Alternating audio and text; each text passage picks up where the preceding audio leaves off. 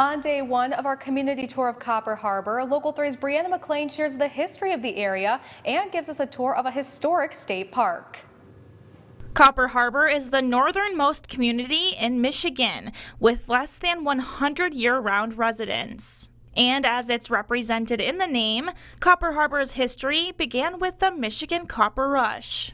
In the 1840s, Dr. Douglas Houghton, Michigan's first state geologist, discovered copper here at Copper Harbor and wrote a report to the Michigan legislature that triggered the nation's first mineral rush.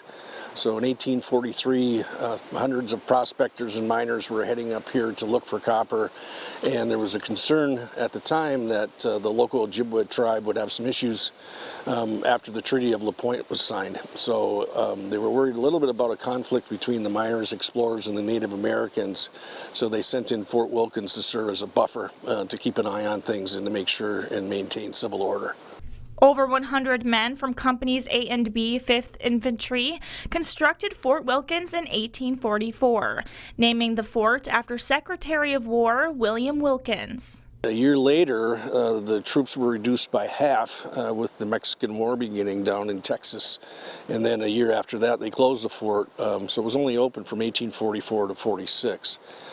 Briefly re-garrisoned again from 1867 to 1870 with soldiers who had time left on their re-enlistment during the Civil War, and permanently closed in August of 1870. After the soldiers left in 1870, the fort and the Copper Harbor area became a popular tourist and camping destination. Fort complex really started to become a decay, and there was a concern that it would fall down and there wouldn't be much remaining, so Houghton and Keweenaw counties purchased it from the federal government in the 1920s, early 1920s for $2,000, and then deeded it to the state of Michigan, and it became a state park in 1923. Fort Wilkins State Park consists of 21 historic buildings, alongside a campground and 2 lighthouses.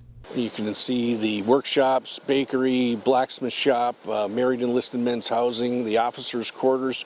12 of the buildings are original, dating to 1844, so visitors can go into the buildings and look at exhibits and learn about life and the way the soldiers lived up here in the mid-1800s. Fort Wilkins Historic State Park is open daily 8:30 a.m. to dusk from mid-May through mid-October.